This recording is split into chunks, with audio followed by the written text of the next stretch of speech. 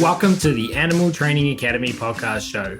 I'm your host, Ryan Carledge, and I'm passionate about helping you master your animal training skills using the most positive and least intrusive approaches. Here at ATA, we understand that navigating the vast challenges you encounter in training requires a comprehensive base of knowledge and experience. It's common to face obstacles and rough patches on your journey that can leave you feeling overwhelmed and stressed. Therefore, since 2015, we've been on a mission to empower animal training geeks worldwide. We've aided thousands in developing their skills, expanding their knowledge, boosting their confidence, and maximizing their positive impact on all the animal and human learners they work with. We are excited to do the same for you. Simply visit www.atamember.com, join our vibrant community, and geek out with us. And of course, in the meantime, enjoy this free podcast episode as we explore new ways to help you supercharge your training skills, grow your knowledge, and build your confidence, so that you can craft a life that positively impacts every learner you encounter.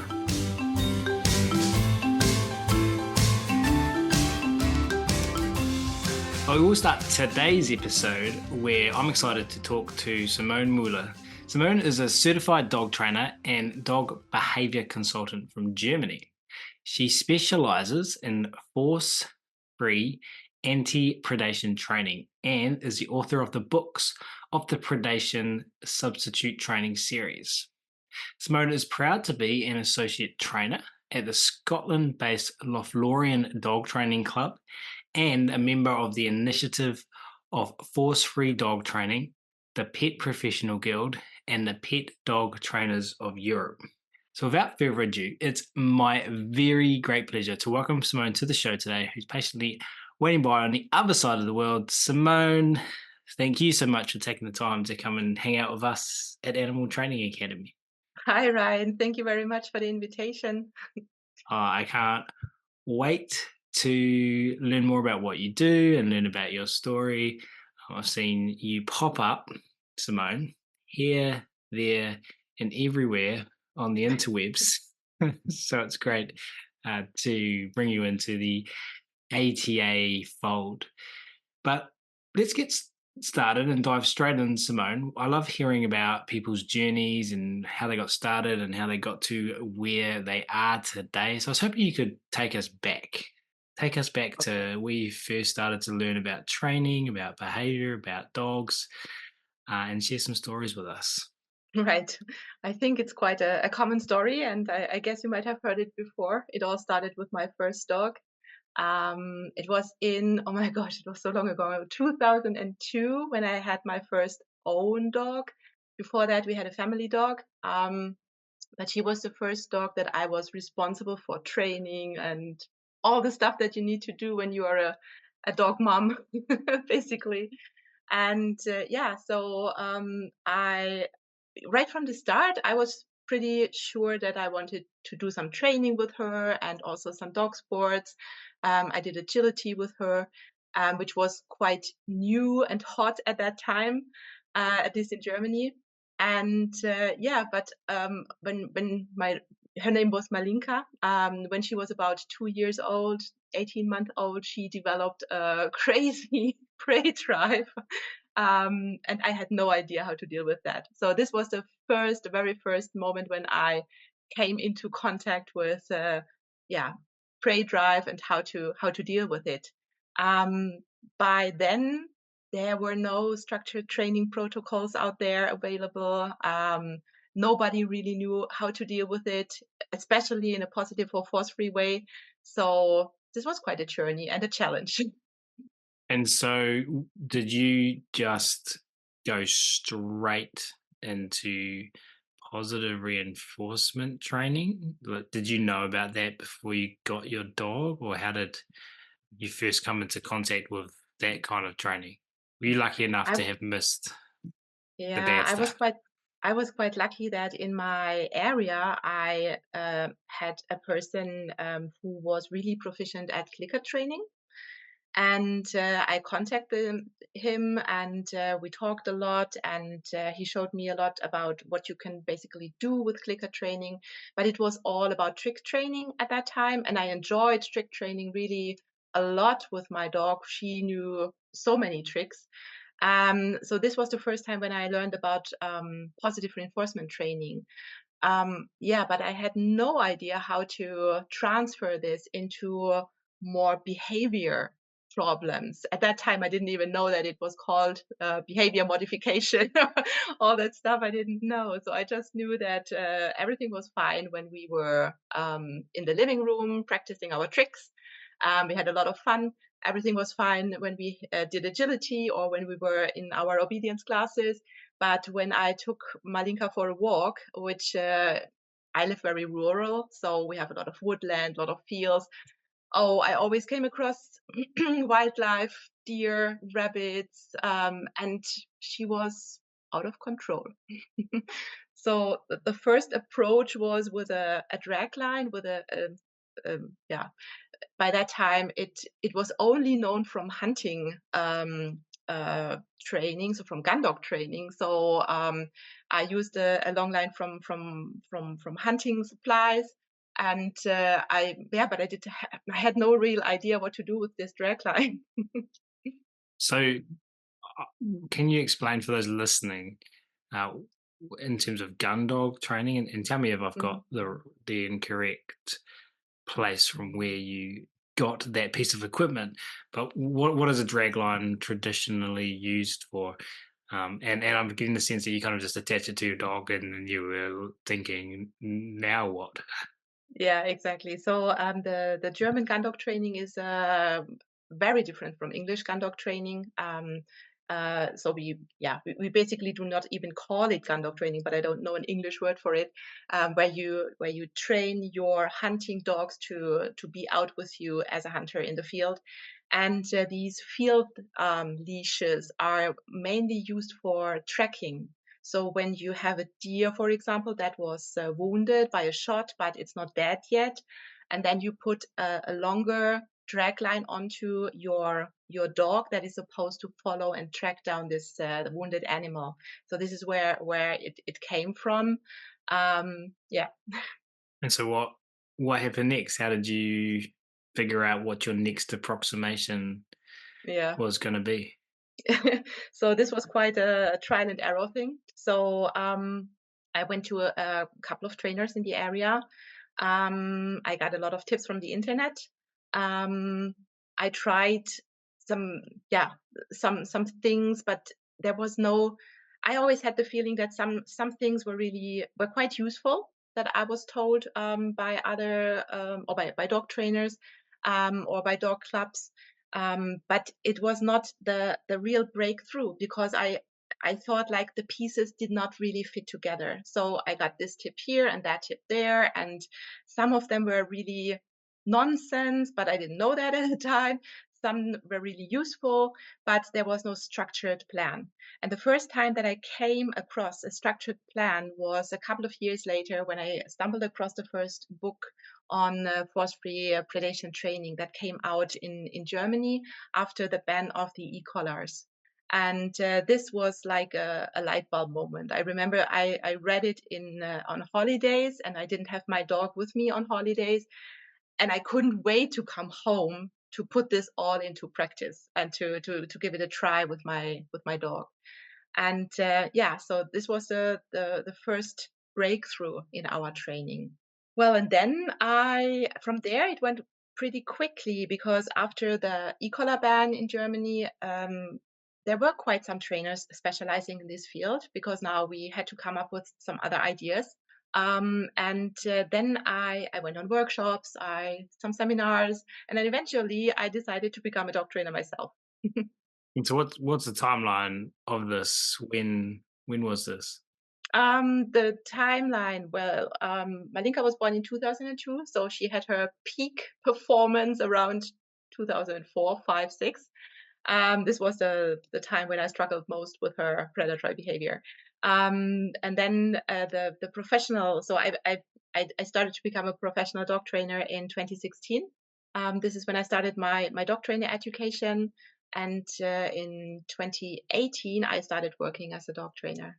And tell us about the e-collar ban in Germany. We've got people from all around the world listening here. Some of them might have upcoming e-collar bans happening. Some of them can walk a couple of, I'm putting my hand up here, minutes down the road and buy themselves an e-collar if they want from a shop. Not that I Mm. want or would do that. I'm just saying that in New Zealand that option's still available. This sounds like in Germany, and I didn't know this, that the e-collar ban was quite a while ago. I think it was in 2008. Please don't, yeah, please don't be too strict about this, but I think it was 2008. And e-collars were banned, prong collars, slip leads without a stop. These were the tools that were first banned. So it was written down in our animal welfare law that there is, or that there should be no harm inflicted on animals, no intimidation, no pain, no fear through training methods. And of course, in Germany, you can still use aversive measures. So we still have spray collars, for example, that are legal to buy. You can also buy e-collars on the internet from other European countries because of the free market, but you cannot put them on your dog. So the moment you put them on your dog, it's illegal. Yeah, so people get used to it, I would say. In the beginning, there was, of course, an outcry how to deal with this behavior or that behavior or whatever. But now I hardly ever come across anybody who uses them illegally. It's only some niches that where they still exist, but the majority of dog owners, it's simply not in their awareness anymore to use those tools. So it's quite, yeah, it spares me as a dog trainer a lot of discussions and conversations and a lot of energy, because I see from colleagues in other countries that work without e-collars that they always have to justify, always have to discuss, and this takes up a lot of energy and time for you as a human being. So I think it's really tiring to have this discussion over and over and over again. And I'm really lucky here because I simply don't have this discussion. It doesn't come up. It's not an option anymore. And yeah, Well, that must be nice. it Uh, is. It's quite relaxing and gives you peace of mind. but I guess as a internationally known individual, your social media feed would be connected with people from around the world. So this kind of stuff must still pop up in your social media feed. Would it? Yes, Or it does does. your like the algorithm like, no, no, she's from Germany? No. It still pops up from now and then. Yes, yeah, yeah. So I still think about it, and yeah, I have already posted a couple of stuff on online about e-collars, and from the German perspective or from the German legal perspective, why are they problematic? So yeah, I'm still confronted with this, but not on a daily basis. So when I have my clients here in Germany and they come because their dog is hunting, and I ask them, what have you tried in the past? It almost never comes up. How about your, because we're going to catch up to where you're up to now and what you're doing in 2024, but just to share before we get there, just in case you don't know Simone's work as a listener of this show, you're dealing with an international audience now. So the focus that you have on predation training, would I be right in assuming that internationally there are different tools used by different individuals for the problems that present from dogs with high prey drive? Yeah, I guess so. So I can only talk about my method that I have developed now. So this is yeah, I always look left and right what other people develop, but only in the spectrum of force-free and yeah, force-free dog training and reward-based dog training. This is yeah. Must be similar to me. Well, from what you're saying, it sounds like you might be similar to me. I don't want to use that word must and assume anything, but we have a lot of horse trainers that are members of Animal Training Academy, but I've got nothing to do with anything but positive reinforcement horse trainers.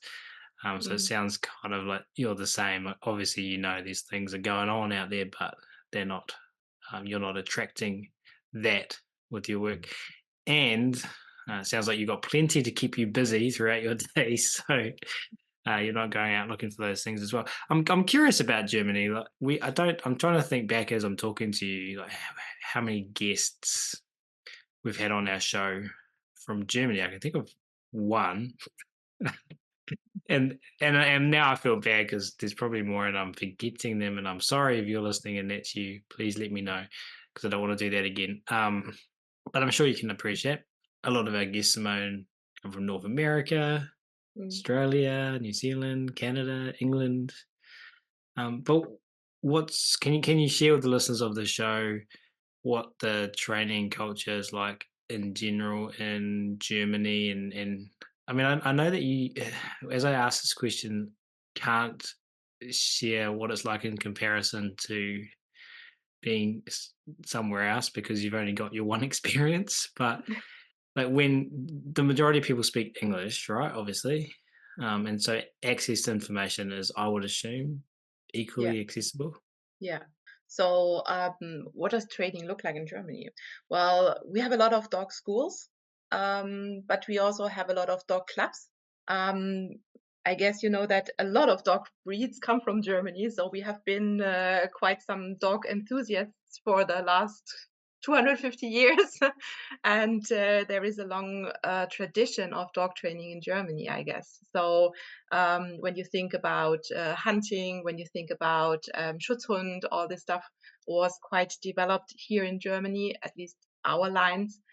And so we have a very rich tradition. So almost every little, I wouldn't say village, but little town has their own dog training club where you can just go with your dog and you get some basic obedience training, puppy training, and then the major dog sports like agility, obedience, APG. I don't know what it is in English, the Schutzhund sports. So this is very, very common. And for us dog trainers, of course, this is the challenge because the regular dog owner does not know about how much work you have to put into your education. So they compare prices, you know. So they see that when you have a private dog school, it's much more expensive than when you go to the local dog club. And for the majority of dogs, it's totally fine to go to a dog club. But then again, when you have some special, effects in your dog, so behavior problems, the dog clubs are often not the right, yeah, source to get the training. So yeah, you can simply swap over to a dog school, and we have plenty of them now here in Germany. So, what part have dogs played in Germany's history? Have they traditionally been hunting sport companions, and or have they for a long time been companions that families have? And what's the culture there like in terms of, oh, there's a dog I don't know, I'm going to go up and touch it?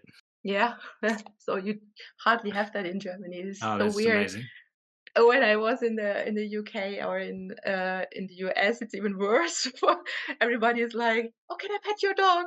And I was like, "Why? Why would you come over and pet my dog?" So this hardly ever happens to you in Germany. But you see dogs in all the public places. They are everywhere. You see them in all the restaurants. I don't know if any, yeah, maybe some restaurants are not, the dogs are not allowed, but in general, it's not a problem to take your dog into the restaurant. You see them on the Christmas markets, for example. This is where my heart always sinks because those poor dogs are within the crowds in the freezing cold, standing there with their owners because they want to have a molded wine or something like that. So dogs are everywhere in Germany. You can even take them to the malls. The only places where they are not allowed are supermarkets and pharmacies. But in my pharmacy here in my place, they have a sign in the summer outside saying you can bring your dog into our pharmacy. Don't leave your dog in the hot car. So they're everywhere. Sometimes when it's raining and I don't know what to do with my dogs, then I take them to the mall. So we just go window shopping together, and yeah, that's it. So yeah, I think most dogs in Germany now are family dogs. I think I don't have any numbers, but I would guess it's 90% or even more. It's not allowed to tether your dog anymore outside, so this has been banned too. You can have them in a kennel, but the kennel has to be huge. There are legal requirements for a kennel.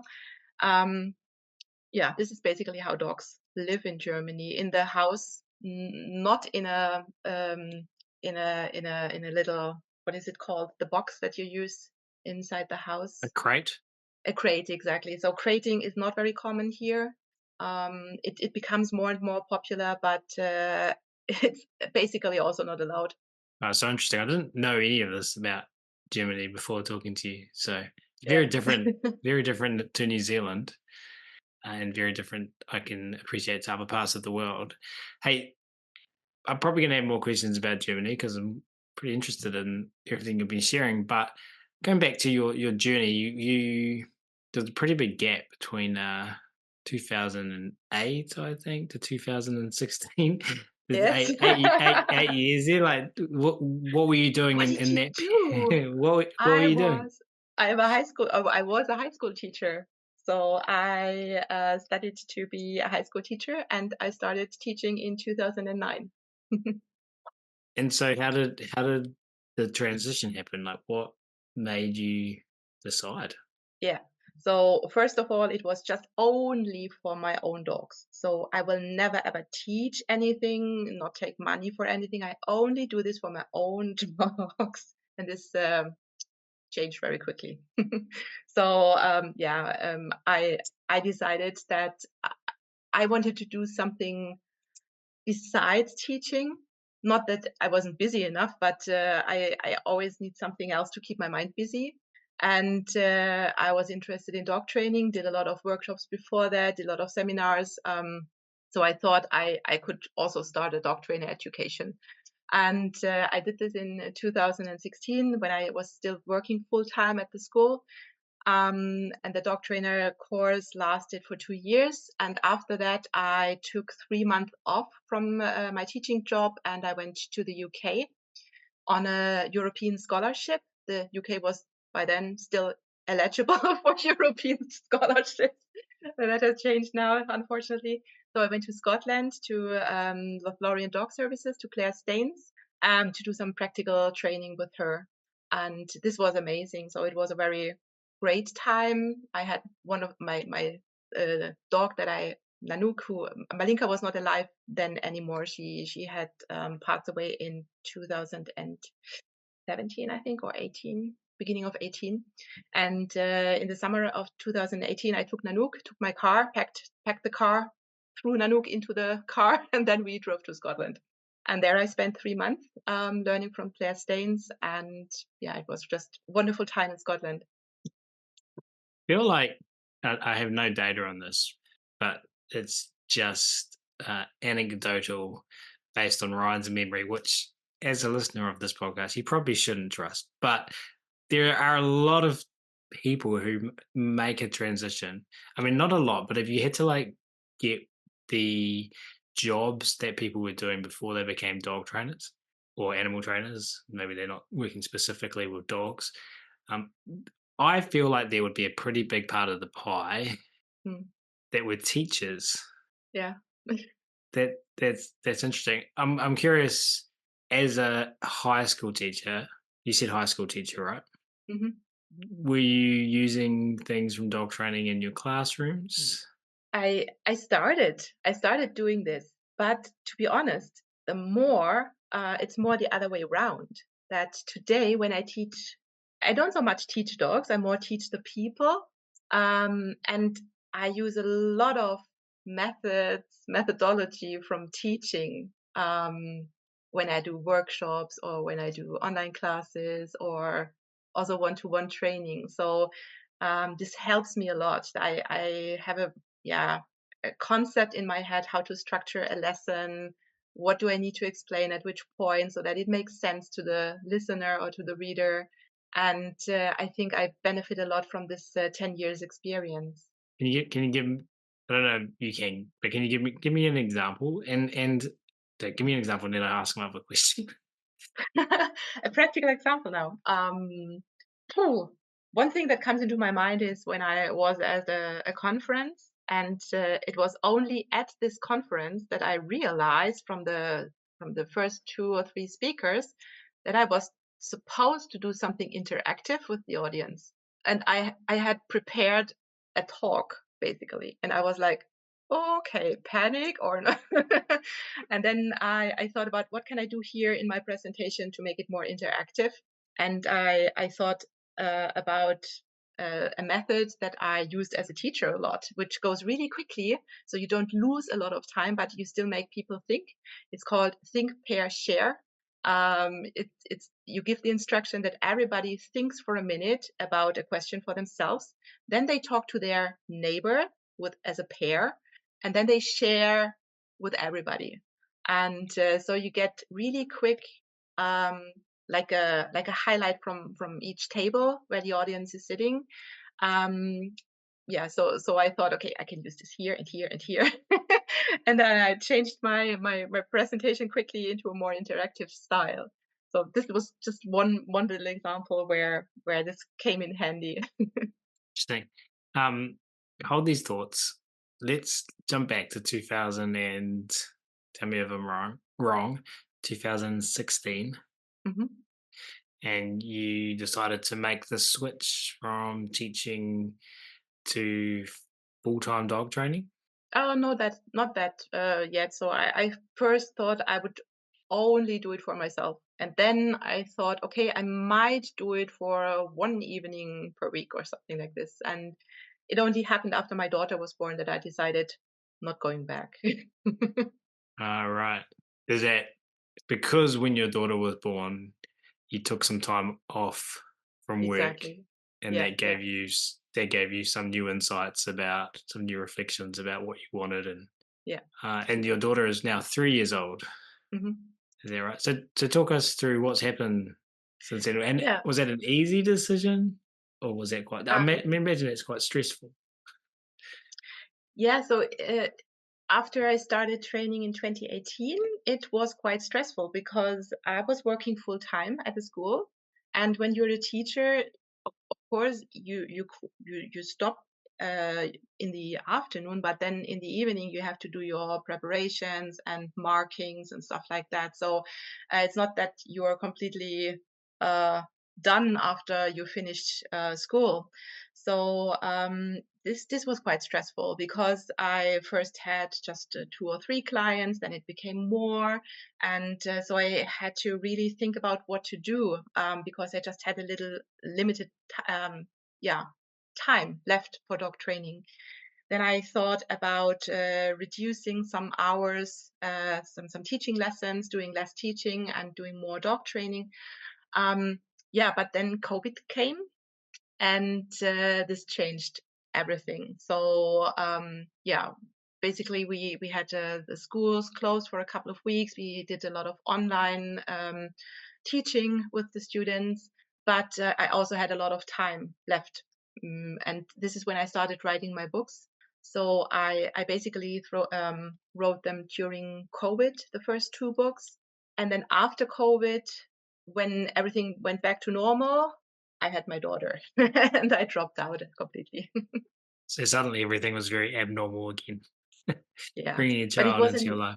yeah, but it was an easier transition than just deciding, okay, now I'll have to stop teaching and make a leap. So the transition was easier for me because it was gradually, um, and I could build up my business because you don't know what you cannot just stop one thing without having the other one built up. You have to make a living of something. Kids are expensive, as Yeah. is life. Yeah, exactly. Um, so 2000 and I'm jumping back and forth here. I'm just trying to understand how your journey happened in terms of where you ended up? And we haven't talked about that yet, but a lot of you probably know Simone, so you know where this is going. But 2002 with Malinka, and when she was 2 years old, she started to show um, some predatory behaviors. 22 years later, with some teaching and some experiences and some books being read and some training and making the transition, you're now specializing in what you call predation substitute training. So that experience with Malinka, are we right then in concluding that 20, even though there's a 22-year gap there, or 20 years from when Malinka started showing those behaviors, that inspiration, that experience in 2004 never left you, and that's why you're focused on this now? Is it unrelated that you ended up focusing on the thing that Malinka was presenting with 20 years ago? No, it was not a coincidence. So I always find this once I started to do some research on this behavior, I found it so fascinating, um, because it presents so different in very different dogs, and yeah, so I have always been fascinated by predatory behavior, and I have done a lot of workshops on this. Even though Nanook, the dog that came after Malinka, and Isla, they are not very predatory. Yeah, when there comes a deer, they run after the deer for a couple of meters and they come back. So it's not a real struggle for me anymore with predatory behavior with my own dogs, but I still have this interest. And whenever I had the opportunity to learn something about this, I did, because yeah, it was just like a hobby for me. Yeah.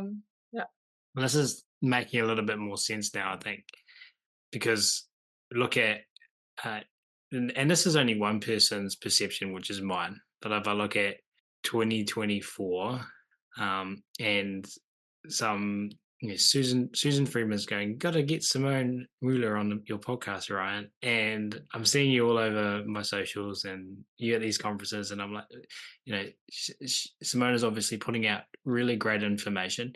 It's great to understand your teaching background and to understand that you have the skill set at packaging information in accessible ways for people. And then I'm thinking that it makes sense that, because I go, well, 2020 when COVID hit, and then you had your daughter and you made this transition. I mean, that's a small time frame Hmm. to suddenly have this global reach. That's Yes, sure. amazing, and Yeah. congratulations. But it's kind of making more sense, because it wasn't that you did all of that in 3 or 4 years. It was that you had been preparing for that for 20 years, Yeah, and then without knowing. suddenly, yeah, without knowing, but suddenly your environment and the opportunities that came out of, you know, really intense situations like COVID Yeah. came together. But with you sharing your story now, it makes sense. It makes sense. Yeah, How to does be that, honest. Yeah, sorry. I was gonna say, like, how does my reflections on what you shared with us like land with you? Yeah. So the first time that I really had this moment of realization that these protocols that exist in Germany do not exist internationally was when I had a conversation with Claire in Scotland. So we talked about a lot of things, and then she said, we can tackle all behavior problems with positive training, but not predation. And in my head, I was like, don't you like the training protocols or what? And then we suddenly found out that they are not out there, not accessible in English. And this is when I thought, whoa, maybe we can do something about that. And then what did you do? share, I wrote, share with us. yeah. Share with us your journey over the last 3 or 4 years.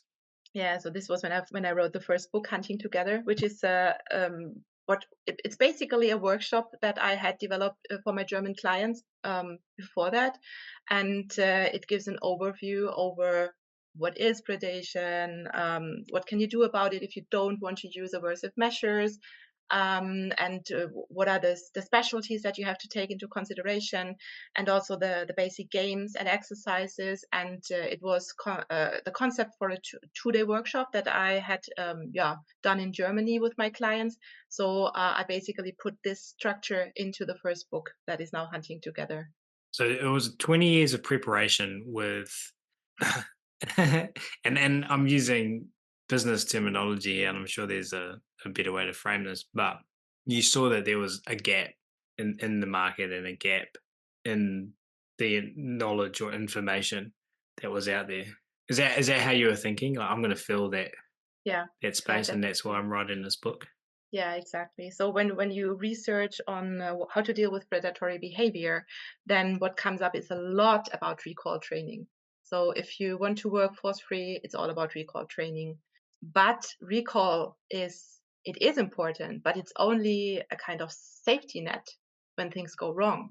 And I would say that 90% of my training happens when there is not an emergency. So with recall, we only ever prepare for the emergency when your dog chases something.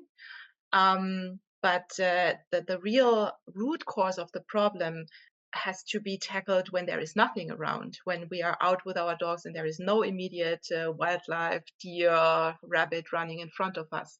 So this is when we work on predatory behavior. And so there is so much more that you can do than just recall or put a leash on your dog. So you wrote the first book, and then that was what, about 2021? I'm guessing 2022. Yes, exactly. It came out during COVID. I think it was in 2020. Yeah. And then I immediately started with the second one, because then we had the school shutdowns and I had time. So I took my second workshop that I had prepared and ready to go, and put this one into a book. And this is now Rocket Recall, which is about recall training, but a recall that really works under big distractions. So that is designed to work even when you come across wildlife. And this was then the second book, basically. Yeah. And did you stop there? No, of course not. Then it took some time to get me into writing again, but because then I had a kid, and I was really busy doing diaper changes and night feedings and stuff like that. But eventually I thought I have to write another one. But I wasn't able to write myself, because I didn't have the time anymore to physically sit down and type it on my computer. So I had my head full of ideas, but I didn't have the time to put it into my computer. This is when I met Charlotte Garner from England, and she is a copywriter for canine stuff. So she's a very passionate dog owner herself, and she helps me with my writing. So what we basically did is I went for walks with the stroller. And on these walks with the baby in the stroller, I spoke her some speech messages and sent them to England, and she typed it down for me. And this is how we wrote the second book, Don't Eat That. It's not about the core predatory behavior, but something that is related when you have a dog that loves to scavenge, which is also orientation behavior that is related to predatory behavior. It stems from the same root. And I had a lot of people coming to me asking me, okay, my dog is not very chasey, but he eats everything that we come across, gross things, rotten stuff. So what can I do? And this is why I wrote the book on this as well. Okay. I finished? Or are there No, like 15 more would books? you like to hear it all? Yeah, So what's coming next? The what? so the fourth book, and then we're finished here with the books. This is also a book that I wrote with Charlotte, is the latest one. It just came out this year. It's called Walking Together, because when I have clients with especially gun dog breeds or high energy breeds, they come to my training for predatory behavior. But every time when we are talking and walking and working, then at some point it comes up that the dog is not able to walk on a loose leash. And I saw this pattern in all my clients with high prey drive dogs that I thought long and hard about, why is this a problem with these types of dogs that they find it so hard to walk on a loose leash? And then I talked to colleagues and I read a lot of literature, and I puzzled together a kind of training program for those high energy, high prey drive dogs, because again, the root cause of the problem is the predatory behavior. It's something which is called predatory over arousal. And I think we will talk about this a little later in the podcast. Um, so they need a special approach. They cannot just go into the next dog training class and do some obedience training, and because it doesn't transfer into the real world for them. And I'm sure there's more books in your brain. Yeah.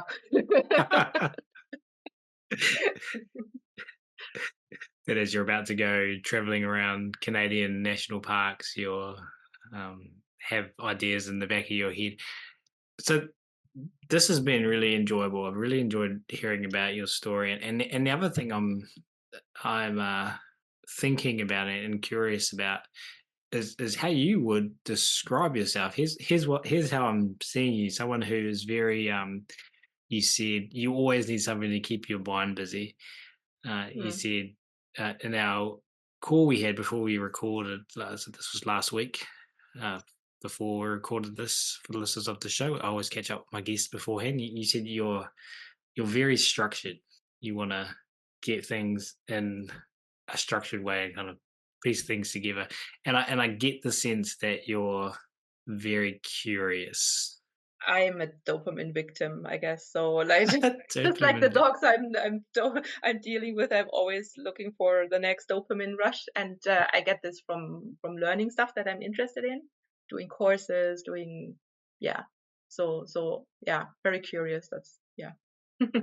Not very structured. If you told my husband that I'm a structured person, he would laugh, because I think I'm a very chaotic person, but in my job, I like to be structured because this is the only way that I can keep track of things. So if I'm not structured, then everything will be forgotten and gone. Yeah. Yeah, and I think if we asked our spouses about traits that others might see in us in other contexts, they would laugh at many of those Hmm. labels that Yeah. get placed upon us. I know my wife would. But in terms of structure, I feel like working with clients, seeing patterns, articulating those patterns with the help of Charlotte, and Mm. getting those into a sequenced, a sequential order inside a book that helps others. Maybe one might label that as a structured way of organizing your thoughts. Yeah. And especially during the last book, during the Walking Together book, I had so many light bulb moments myself when I thought about various dog breeds and what they were originally bred for, and what makes or what happens to them now when they are in a family environment. um, I had this somewhere in my head, but in order to bring it onto paper, I had to structure it really clearly. And then I was sometimes it was for me even like, wow, right, this is where this comes from. So yeah, it really helps to get your thoughts organized to write a book. I can only recommend this. Yeah, well, I don't know the saying. I don't even know if there is a saying, but I know there's a concept that the best way to, or maybe not the best way, but a powerful way to grow your own knowledge and to grow your own skill is to teach Hmm. Yeah, what you know, yeah, yeah, and also to when you're kind of fresh into an idea or fresh into learning something, that's also a great time to teach it because you still yeah. understand what others don't understand. Whilst if you are 10 years into a subject, you start to lose sight of what it's like to be in that place of not knowing. Exactly, and you have to break it down and get back to the basics. Yeah, so this really helps a lot. we're all better off for it because of your books and your contributions and learning what you guys in Germany know that we don't, but now we do, and or haven't figured out yet. And share with the listeners before we wrap up part one of this conversation with you, Simone, what a week looks like for you in 2024. And I understand that every week's different, but generally speaking. What looks like for me in 2024? A week, like week. what takes up your time at the moment? Okay, good. So that's a very interesting question because this changes a lot from time to time. I try to do some clients here so that I think it's really important for me to work with dogs because this is where I get my inspirations from. This is where I can try my methods, where I can try the protocols and I see, okay, now I have to adjust them a little bit. And this is also where I come across the problems that the people have when they have high prey drive dogs. And I also try not to only teach predatory behavior. I also take on some cases, for example, dog aggression or separation anxiety, if it's not that severe. So I always say I'm not an expert in this. I try to help you because then I also have an open mind and I have to think about other stuff than just predatory behavior. So I do some clients here more in the summer than in the winter because in the winter nobody wants to train their dogs. It's too cold here.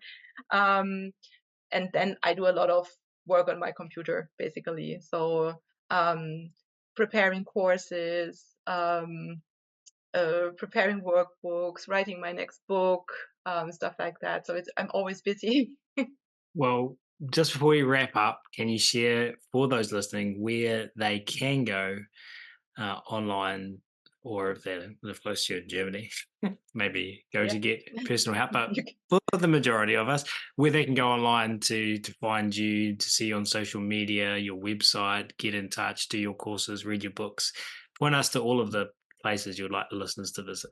Okay, so of course you can come to me for a weekend or something. Then we can do some training here in the woodland. We have a lot of wildlife here, so when sometimes clients come to me and they are really like, "Wow, how can you even walk your dogs here? The woods is full of deers and boars and stuff like that. So we have a lot to train here. But normally you can do it from your sofa and just go online, predationsubstitutetraining.com.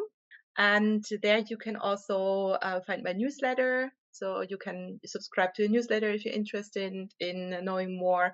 You can have a look at the courses that I have at the moment. I have a very comprehensive online course that leads you through the whole predation substitute training, gives you all the tools that you need to know with your dog. But if you just want to start learning and do not want to spend a lot of money in the beginning, especially, you can always start with the books. I think this is the most easy and yet effective way to learn about force-free predation substitute training. You can find all the books on Amazon. That's the easiest way to get them, or also from the local bookstores. They all have an ISBN number, so you can just get them from your local bookstore if you want to support them. Wonderful. We will, of course, link to all of this in the show notes for you, the listener. We will officially now wrap up part one of this episode, but we're going to invite Simone back and talk about everything predation. Simone, this has been so much fun. So from myself and on behalf of everyone listening, we really appreciate you coming and hanging out with us today. Thank you so much. Thank you very much for the invitation. Thank you. And thank you so much for listening as well. This is your host, Ryan Cartledge, signing off from this episode of the Animal Training Academy podcast show. We hope today's conversation inspired you and equipped you with new tools for your trainer's toolbox. Remember, every challenge in training is an opportunity to learn and sharpen your animal training geekery. Embrace the rough patches, learn from them, and keep improving. And don't forget, the path to growing your skills and expanding your knowledge continues beyond this episode. Visit www.atamember.com to join our supportive membership, where you will find a community of trainers just like you. Together, we're making a huge positive difference in the lives of animal and human learners worldwide. Until next time, keep honing your skills, stay awesome, and remember, every interaction with an animal or human learner is your opportunity to create ripples. We're here cheering you on every step of the way. See you at the next episode.